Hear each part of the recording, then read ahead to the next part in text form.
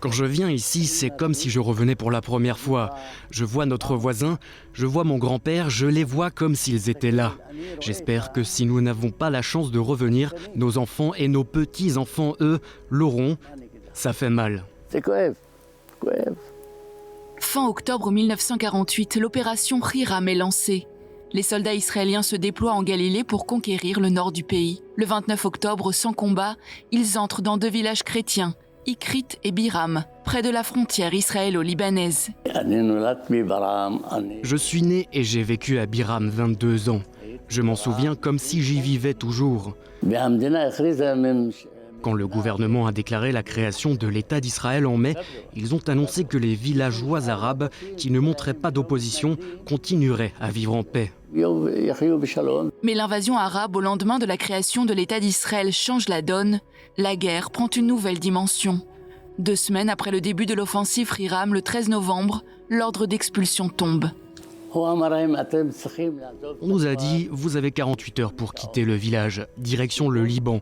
Ceux qui restent seront tués. » Le gouvernement israélien, relayé sur place par l'armée, promet aux habitants de Biram. Vous ne partez que pour 15 jours, nous dit-on. Nous sommes donc partis tels quels, sans rien, en laissant tout derrière nous.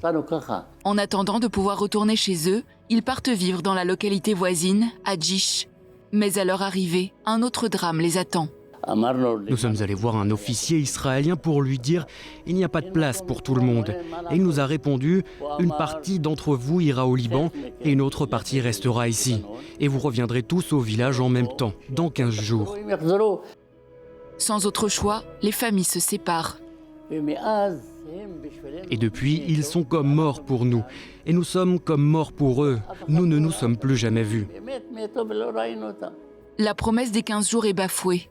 Les habitants de Biram ne sont pas autorisés à rentrer chez eux.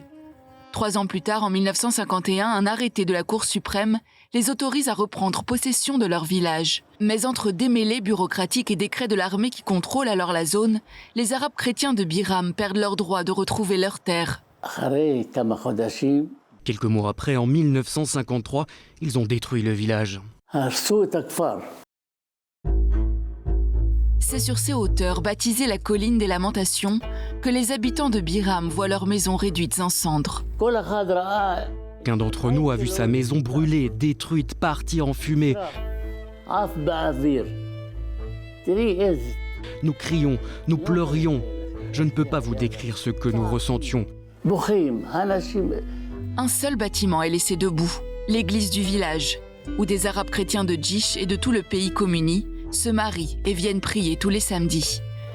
Au cours des décennies suivantes, les habitants de Biram multiplient les recours judiciaires.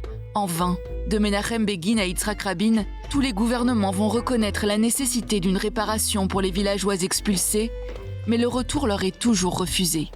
En cause, la crainte d'établir un précédent. C'est la loi, ils ne nous font pas de cadeaux, c'est à nous. Pour Naïda Zara, il est temps que le statut juridique de Biram arrêté par la Cour suprême en 1951 soit respecté. Pour Biram et Ikrit, malheureusement, l'État a échoué. C'est ici que la démocratie est mise à l'épreuve. Je suis une enfant d'expulsée de ce village. Je me tiens à l'entrée de la maison de mes parents.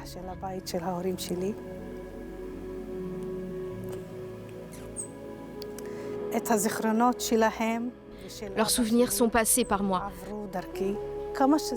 C'est paradoxal, mais c'est le lieu qui m'apporte le plus de sérénité au monde.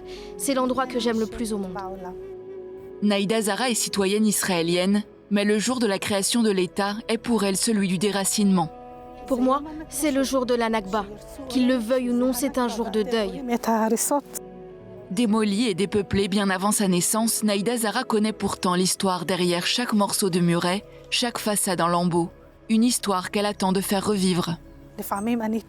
Parfois, je ne sais plus si je suis née à Djish ou bien ici. Mon rêve, ça n'est pas un rêve, il va se réaliser. J'espère que nous reviendrons et que mes enfants et petits-enfants vivront ici. Et pour Naïda Zara, pas question d'abandonner ce combat. Nous demandons, et je profite de cette caméra pour demander à l'État qu'il nous autorise à réhabiliter et à préserver ce site où sont nos maisons. Seulement comme ça, nous pourrons préserver notre histoire. Et elle n'est pas seule dans ce combat. Un peu plus bas, à seulement quelques kilomètres de Kfar Biram, le kibboutz Baram. Il est construit en 1949 sur une partie de la surface du village. Parmi ses habitants, des juifs israéliens, beaucoup expriment leur solidarité. Cette histoire, j'ai le sentiment que c'est mon histoire. C'est un drame auquel je ne peux pas rester indifférente. Ça a fait partie de notre éducation ici au kibbutz Baram, de connaître cette histoire. Je fais partie de cette histoire, j'en ai hérité. C'est une blessure très douloureuse. Je suis en faveur de leur retour. Reconnaître leur drame, soutenir les villageois, c'est ce que nous pouvons faire. 70 ans après le drame de Kfar Biram, les anciens villageois et leurs descendants continuent d'espérer que soit mise en application la décision de la Cour suprême de 1951. Israël a ressuscité après 2000 ans. Nous n'allons pas attendre 2000 ans. Les habitants de Kfar Biram, des réfugiés sur leur terre. J'ai mal, je suis israélien.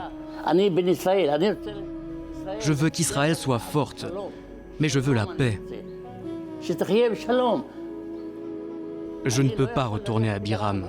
C'est à 5 kilomètres d'ici.